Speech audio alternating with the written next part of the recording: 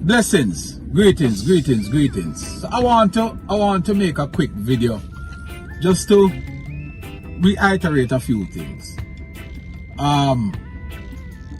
You know, part of the problem as a society is lack of accountability and failure to take responsibility.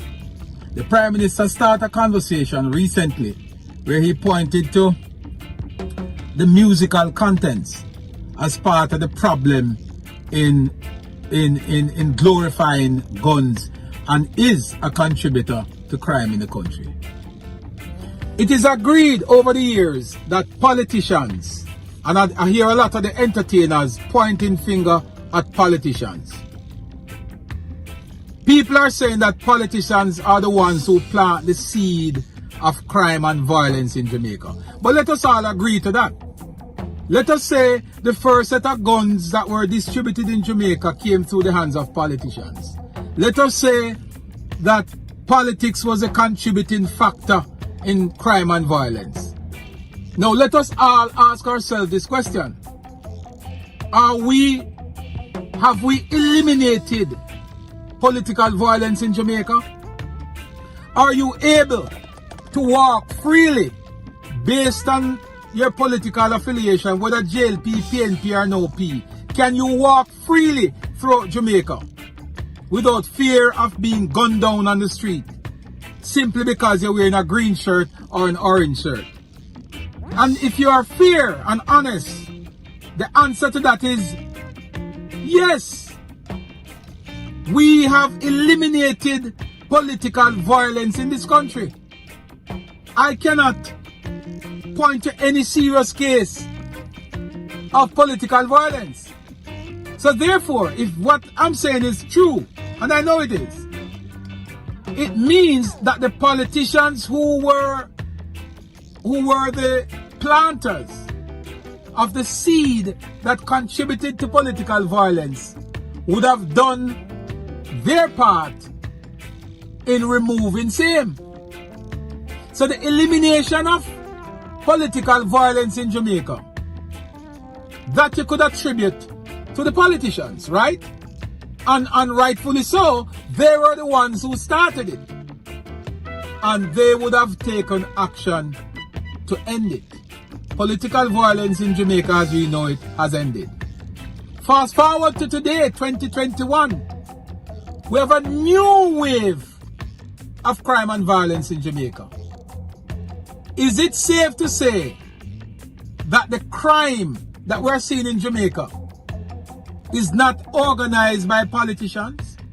Is it safe to say that entertainers, i.e. dancehall artists in particular, are some of the main contributors to the types of crime and violence that we are seeing in Jamaica? Isn't that a fair assessment? Isn't that factual based on the evidence that we have seen? This is not something that we are making up as an Anansi story. The evidence is there. How many entertainers have been arrested not just for supplying and supporting gun culture or glorifying gun culture and music? They have been arrested and charged and sent to prison for participating in the same crime and violence that we are talking about. So the Prime Minister has a right, and the Prime Minister and other politicians who have legislated over the years to eliminate and remove political violence from Jamaica, which they have been the ones to start it. But they can now speak, and they should be speaking comfortably, and they have all the moral authority to speak about what is happening now, because they're not the ones who are supplying and supporting and participating in gun crime in Jamaica. What is evident is that dancehall entertainers in particular play a major role in that aspect of crime.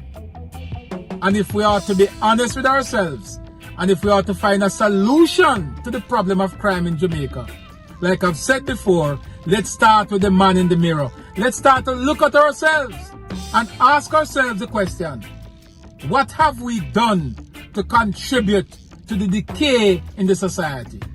And I'd love for some of these entertainers who start to push back at the comments made by the Prime Minister. I'd love for them to ask themselves the question, most of which came from the inner city community, most of which understand guns and crime and violence in the society. They understand it. I'd like for them to ask themselves the question, have I contributed to the high crime rate in this country? Instead of pointing finger at everybody else, and like I said, the Prime Minister and politicians can point. Why? Because they were responsible for one aspect of that crime, and they have, for most part, fixed it. They have taken the battering over the years, taken the beating, and they have fixed it. They have taken the battering over the years, taken the beating, and they have fixed political violence in Jamaica. Now it's time for the rest of the society to play their part. The lawyers, the doctors, the common citizens on the street, who are participants, who are suppliers and supporters of crime and violence. It's for them to take responsibility now. And perhaps when you put that pie together, a huge chunk of it lies squarely at the feet of dancehall entertainers who are the most influential people in this society. They are the most influential persons in the society. I hear one entertainer spoke recently and tried to water down their influence on society. But I will ask you this question. Clarks was not made popular because the Prime Minister wore it. Clarks was made popular because dancehall artists, for example Vybz Kartel, would have done several songs to support the brand Clarks.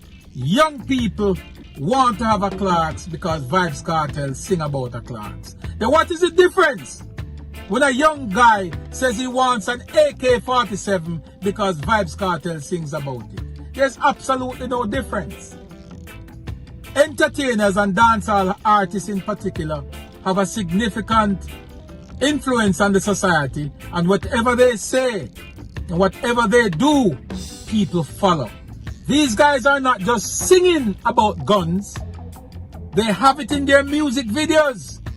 They are not just singing about guns, they are participating in gun crime, and the evidence is there. A lot of them have been incarcerated, tried and sentenced to prison for illegal possession of firearm. Some have been sent to prison for murder and all different crimes. It's time for entertainers, and more so dancehall artists, to take a look at themselves, look in the mirror and start there. Don't point finger at others, because the ones that you're pointing finger at, in particular the Prime Minister and politicians, would have done their part to fix the ills of crime in this country. Entertainers, take a look in the mirror. Peace. I'm out.